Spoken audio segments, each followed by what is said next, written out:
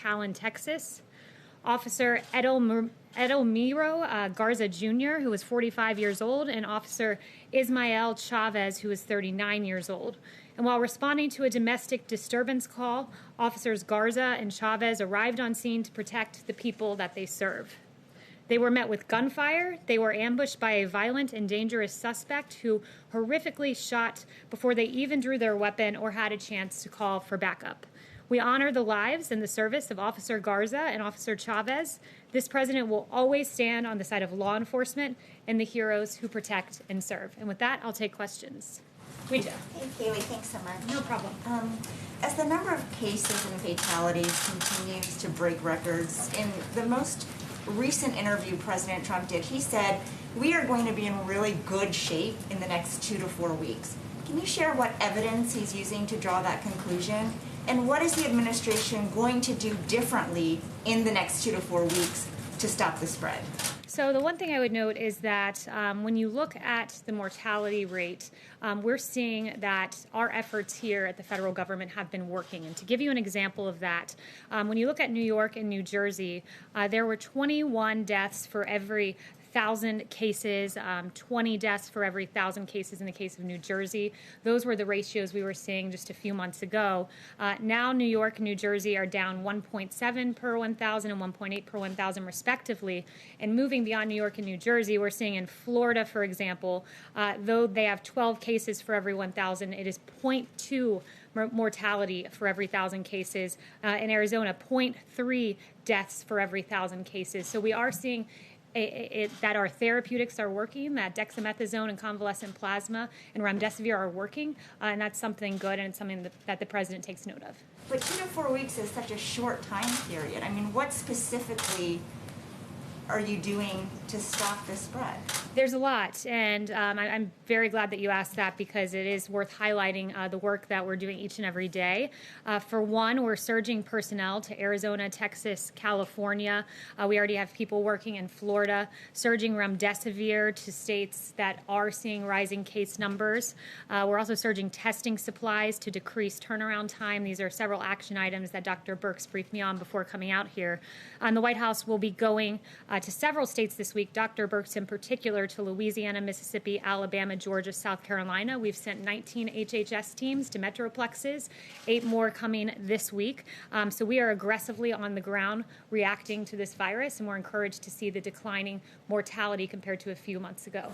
Jim, I haven't seen you in a few weeks. Yeah. Glad you're back. Thanks. Kayleigh, why is the White House trashing Dr. Fauci and sending out opposition research-like memos to reporters? The president has gone off on anonymous sources in the past. Why not have the guts to trash Dr. Fauci with your own names? So President Trump, I'll refer you back, there's no opposition research being dumped to reporters. We were asked a very specific question by the Washington Post, and that question was, President Trump noted that Dr. Fauci had made some mistakes, and we provided a direct answer to what was a direct question. Hasn't the president made mistakes? He suggested at one point that Americans inject themselves with disinfectants, that sort of thing. Why not send out these notes to reporters about what Dr. Fauci said in the past with your names on it? They were sent out by a White House official. The president has said he doesn't trust anonymous sources, and yet you were sending out these notes to reporters anonymously. Look, I would note that in terms of the president and his record on coronavirus, he stands by the actions and the steps he's taken in this historic response. You have Dr. Fauci, who said that the record of this president is impressive. I can't imagine that under any circumstance that anybody could be doing more, and those are the words of Dr. Fauci. We provided a direct response to a direct question, and that's about it. And to the notion that there's opposition research and that there's Fauci versus the president couldn't be further from the truth. Dr. Fauci and the president have always had a very good working relationship. Just a separate subject very quickly. Does the president or the administration plan to make it very clear to the Russian Federation that there should not be bounties placed on the heads of American soldiers serving in Afghanistan. We make that clear each and every day to every country around the world that this president will always stand by our law enforcement. No one's been tougher on Russia. Not law enforcement, I'm talking about military soldiers, U.S. forces of course, overseas. that's what I'm saying. Our U.S. forces. Not just any country, the Russians. Will you tell the Kremlin and President Putin not to put bounties on the heads of American soldiers? What you're getting at, of course, we tell each and every country that, but what you're getting at is uncorroborated intelligence, and you're treating it as if it were true. To this day, there are varying views on the Russian bounty intelligence. DOD, NSC, and the ODNI all pointing that out. I'm not going to answer a question based on unverified intelligence, but rest assured, every country in this world is put on notice that bounties on the heads of U.S. troops is unexacceptable, and this president will stand for U.S. troops at home and abroad. Yes. Thank you, Kayleigh. You mentioned a quote from Dr. Fauci, another quote from him. When you compare us to other countries, I don't think you can say we're doing great. Is there any reaction to that from the White House? When you compare us to other countries, we have the most testing in the world. When you compare us to other countries on case fatality rate, other industrialized nations, we're very low and beating most countries, if not all, in Europe. So we're doing a lot on the world stage, a lot right. Noted that we were supposed to have a ventilator shortage, and as it turned out, the U.S. actually sent ventilators all around the world. So the U.S. response has been historic, and by several metrics, including the three I just mentioned, we're beating the rest of the world. Thank you, Kayleigh. Could you just clarify the scope of Roger Stone's clemency? A federal judge is asking for this. Does it only apply to prison time, or does it also include the 2-year period of supervised release? I don't have the exact details for you on that, but I can follow up. What I will say is that the Roger Stone clemency was a very important moment for justice in this country. You had a completely bogus Russia witch hunt that found nothing, and in order to justify the waste of taxpayer dollars, you had Robert Mueller charging people with process crimes, and it's really curious to me that with Roger Stone, he's charged of false statements, but McCabe was charged of false statements, lying to federal investigators. Brennan, false statements to Congress. Clapper, false statements to Congress. But last time I checked, they didn't have 29 FBI agents wearing tactical gear, showing up at their house in a pre-dawn raid, wielding M4 rifles, sweeping across their lawn, as happened to Roger Stone. They didn't have 4 agents using battering rams, breaking down their front door over false statements.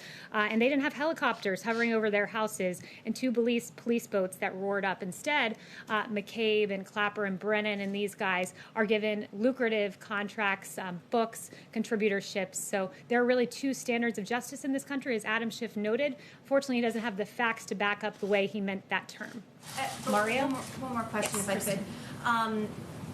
The president retweeted something this morning implying that he believes that he retweeted something saying that the CDC is lying about the coronavirus in order to hurt his chances of getting reelected. Does the president believe that the CDC is lying about COVID-19? The president, with his intent in that retweet, expresses displeasure with the CDC, some rogue individuals leaking guidelines prematurely. You had a 63-page plan that was leaked prematurely. He believes that misleads the American public when there are planning materials released that are not in their fullest form and their best form. So that's what he was getting at. But overall, the notion of the tweet was to point out the fact that when we use science, we have to use it in a way that is not political. When you had 1,300 health experts sign a letter not to condemn large crowds of protesters, but some same health experts say churches need to stay shut down, or lockdown protests somehow don't get the same First Amendment rights as the protest that we saw in our streets. We need to use science, lean into science, but not use it and cherry pick it to fit whatever our particular political persuasion is. So he has confidence in the CDC? He does. Mario. Thank you, Kayleigh. Given what we're seeing in Florida with the cases rising, is the president anticipating a scaled-down version of the convention next month? And if so, is that something that he would be content with?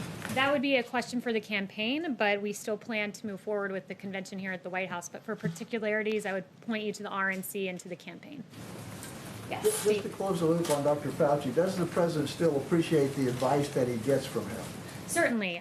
Dr. Fauci is one of many on the task force who provides advice. And I would note, Dr. Fauci is an epidemiologist, an infectious disease expert, and he provides his opinion there. You also have other experts like Dr. McCann's cats, who are behavioral behavioral health experts who provide opinions about the holistic health of the child, and she's been a voice for reopening schools and the damage long-term lockdowns can do. You have Dr. Mustafa Salawi, who's working on the vaccines. So there are a number of scientists who are experts in various issues and various specialties, but the president takes the full opinions of the task force and the varying opinions sometimes and moves forward in a way he thinks is best for this country, like he did with the China travel ban. Secondly, Kayleigh, the travel ban with Canada expires in about a week. Is that going to be extended? Or are you talking with Canada about that?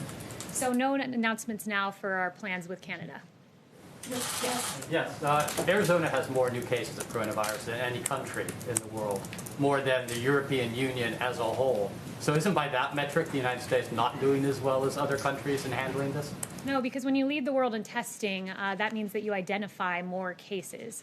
Deaths are starting to rise. And I would note, well, you talk about deaths. I can give you that particular information, which Dr. Birx gave to me before running out here, which is in Arizona, you have 17 cases per 1,000 population and 0.3 deaths per population, which means our therapeutics are working, and we're in a better place today than we were before. Shirley Bird, a school teacher in Arizona, died, however, when she was following all the rules. She wore a mask, she wore gloves, she was teaching summer school, she got it, died. 2 other teachers got it and are ill. Her family, her husband, her daughter. I mean, how do you tell parents of school children that it's safe to send their kids back to school when something like that happens? Well, I would point you to the words of the CDC director, who said children are not very affected by this and typically are not spreaders in this. But I would also point to the consequences of staying closed. We have to look at the holistic health of the child. And when you have, according to HHS, 1/5 of all child abuse cases being reported by teachers and educational staff, we cannot stay closed. When you have DC Family Child Agency talking about a 62% decrease in abuse cases being reported, you cannot stay closed. When even the AAP, American Academy of Pediatrics, talked about morbidity and mortality if schools stay shut down, and 70 to 80% of children with mental health diagnoses receive their care in schools. The consequences are grave if we stay shut down. And there's a way for essential workers to go back to work just as our meatpacking facilities did, just as you all in the media are essential workers. We believe our teachers are as well. Yes. Catherine. Thanks, Kayleigh. The administration has said that the goal of maximum pressure is to force Iran back to the negotiating table so we can get a better deal. Is that still the goal of maximum pressure? And in light of the reported new trade and military partnership between Iran and China, what evidence is there that the policy is succeeding? I have no information today to update you on our Iran relationship, which stays the same today as it has been. Yes, Daniel. Thank you. I have 2 quick questions. President Trump's former chief of staff, McEnany, who still has a role in this administration, he said in an op-ed today that we still have a testing problem in this country and that he and his son have to wait for 5 to 7 days for results. If even President Trump's former chief of staff levels this criticism, doesn't that indicate we do have a problem with testing? Do you have a reaction to his op-ed? Yeah, our reaction is that we've tested, we lead the world in testing. We've done more than 40 million tests. That's an extraordinary number. Admiral Joie gave us an update yesterday that on Friday we did over 800,000 tests. We tripled, quadrupled the number of tests. This is his exact quote. We have, and we also have 12,000 retail test sites that are there, and we're surging testing in basically every specific county that's having a problem. And Dr. Birx was just walking me through pooled testing, which will be a way to process tests at an even faster rate.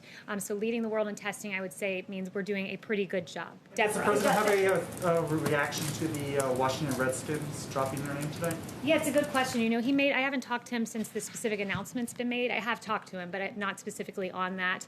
But last week, his tweet made it clear that these teams name their teams out of strength, not weakness. And he talked about the Washington Redskins and Cleveland Indians looking at changing their names. And he says that he believes that the Native American community would be very angry at this. And he does have polling to back him up. There was a Washington Post poll from a few years ago that 90% of Native Americans say they're not offended by the name. It is reflective of a 2004 poll, and the Washington Post notes that many of these Native Americans voiced admiration for the team name, like Barbara Bruce, who said, "I'm proud of being Native American and of the Redskins. I'm not ashamed of that at all. I like that name." Gabrielle Nez, another 29-year-old from the Navajo community, "I really don't mind it. I like it." And there are several other comments like this in the Washington Post. Deborah. Thank you, Kayleigh. I have a question myself, and then as a principal, I'd like to ask a question from a news organization that can't be here because of social distancing. My question. In February, when he was in Las Vegas, speaking to Hope for Prisoners, the president said he didn't want to use his pardon power on Roger Stone because he thought he could be exonerated. That didn't happen, and the president commuted his sentence. During the same event, the president said that he might give a full pardon to John Ponder, a convicted bank robber who served his time, turned his life around, and started Hope for Prisoners. Is there going to be a pardon for John Ponder? And what about the more than 1,300 pardon applications sitting in the pardon attorney's office? Because there's talk now that people don't go to the pardon attorney's office, they go through the White House. Is that a good thing, or does it mean that only politically connected people can get pardons? So I have no update on John Ponder. It's absolutely not the case that only those who are politically connected get a pardon. This president is the president of criminal justice reform. This president did the First Step Act. This president has fought for those who are given unduly harsh sentences more than any Democrat who liked to talk about it but never actually did it. And in fact, when you compare the pardoning record of this president with past presidents, it's quite striking that this president's given 36 pardons and commutations. President Obama gave 1,927. And when you look at the nature of some of the pardons given, let's say under President Clinton, you talk about politically connected pardons. We can't get more politically connected with pardons than pardoning your brother, Roger Clinton, as President Clinton did. Susan McDougal, one of your associates who was pardoned for her role in Whitewater. Mark Rich, who gave $450,000 to the Clinton Library, or at least his wife did, donated $1 million to Democrat campaigns, and then he gets a pardon from President Clinton. And notably, a lot of these pardons were when he was going out the door. So this president's used it sparingly and instead focused on criminal justice reform, helping to rectify racial disparities in our sentencing. And Clinton and Obama appears did a whole lot of pardoning, and in some cases politically motivated, it seems, but didn't do a whole lot to help the innocent people who have served their time and been given unduly harsh sentences. I have a follow-up for someone who asked me to ask a question because of social distancing. This is from Jackson Richmond of the Jewish News Syndicate. What's the president's stance on Israel planning to apply sovereignty to parts of the West Bank and to Democrats? From Nancy Pelosi to AOC, who warned that such a move would undermine U.S. national security and the U.S.-Israel alliance. So I have no update today on the current status, but just other than the president has been a strong supporter of Israel. Chris. Thanks, Kayleigh. We're coming up on the 3-year anniversary of the president tweeting he banned transgender people from the military in any capacity, which led to the policy currently in place. Last week, a group of 116 lawmakers led by Congresswoman Del Bene wrote the administration urging them to lift the policy. Would the president reconsider the policy? I haven't talked to him about that specific policy, but this president is proud that in 2019 we launched a global initiative to end the criminalization of homosexuality throughout the world. He has a great record when it comes to the LGBT community. The Trump administration eased a ban on blood donations from gay and bisexual men, and he launched a plan to end the AIDS epidemic by 2030. So we're very proud of our achievements. The ban on transgender people in the military is still in place. We have a Supreme Court ruling that anti-trans discrimination is a form of sex discrimination. We have an estimated 14,700 people in the military who identify as transgender. We have polls showing upwards of 70% of Americans support transgender service. And we have major medical and psychological groups saying there's no problem with transgender people in the military. So what is the reason for having the policy currently in place? I have no updates for you, but several of the events that you cited, like the Supreme Court ruling, I would refer you back to Justice Kavanaugh, who said we are judges, we're not members of Congress. Instead of a hard-earned victory won through the democratic process, today's victory is brought about by judicial dictates. So we'll always stand on the side of correct statutory interpretation. Thank you. Yes. Kayleigh, thank you very much. Can you really say that the rise in testing accounts for the rise in the number of cases? Because the percentage of those testing positive has risen sharply. Yes, so I would say to this, as we've always said, that there would be embers, there would be fires. So we readily acknowledge the embers and the fires that are around the country, but we also note that it's logic, basic common sense. When you're testing more than any country in the world, you're going to identify more cases. We've tested more than 40 million. That means we will identify more cases. But when you see the fact that mortality has come down per thousand population in a way that it was not months ago in New York and New Jersey, it means that we have become very adept at our therapeutics and our ways of finding people in communities rather than in hospitals, catching things early, and moving forward in a way that we know how to aggressively attack this virus and keep the American follow up with the travel ban. No. Just can I ask you on the travel ban? Sure. What is the rationale now for keeping people from Europe, Ireland and the UK from the United States when they have a fraction of the number of cases that you do in the US? The argument is we will always put America first. Chanel. Thank you, Kayleigh. If you will expand on the difference between this time last month and now when it comes to framing the discussion about law enforcement. Last month, the president hosted a law enforcement roundtable, and at that roundtable, he said that he would not support defunding police. And yet, 1 month later, we still have Democrat cities doing so, disbanding their police, defunding their police. How does the White House feel it should frame the debate now with regards to defunding the police so that a reasonable discussion can be had with these Democrat cities who are trying to do so? Yeah, it's a very good question. We know that in Los Angeles, when they announced that they would be defunding their police department by $150 million, they basically immediately after saw a 250% increase in homicides. When you have people out there like Representative Ilhan Omar saying we have to completely dismantle the police and police are our cancer, this is not how we should be talking about our heroes. You have, most egregious of all, really, Congresswoman Alexandria Ocasio-Cortez saying defund the police means defund the police. She criticized, of course, the announcement of $1.5 billion being taken down from NYPD. And this weekend, when faced with, there were 28 shootings in New York, 600% increase from this time last year. You have Representative Ocasio-Cortez saying this is just because people are trying to get food with their families. That is preposterous. The reality is 63% of Americans in this country fear that criticism of our police departments will lead to no public safety in their streets. And 69% of Black Americans, this is a real issue when you call our police cancer, when you talk about dismantling them. And then this weekend in New York, you see a 1-year-old killed in his stroller. His name was DeVell Gardner Jr., and that 1-year-old will be in our prayers. Not only that, you see Officers Garza and Chavez. And to your question about how we should talk about the police and defund the police, a movement the president stands against, the two officers ambushed this weekend. One of them, Officer Chavez's daughter, wrote a very touching tribute online. She said, "Words cannot describe the pain I'm in, but I'm glad my dad is at peace. You are an amazing man, and anyone who ever came across you knew that.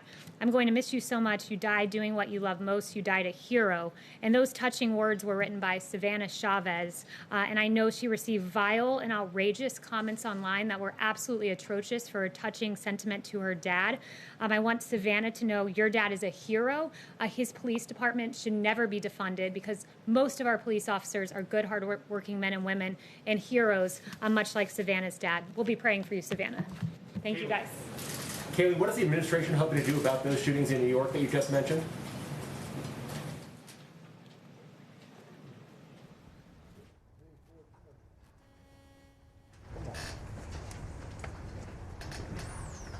Good.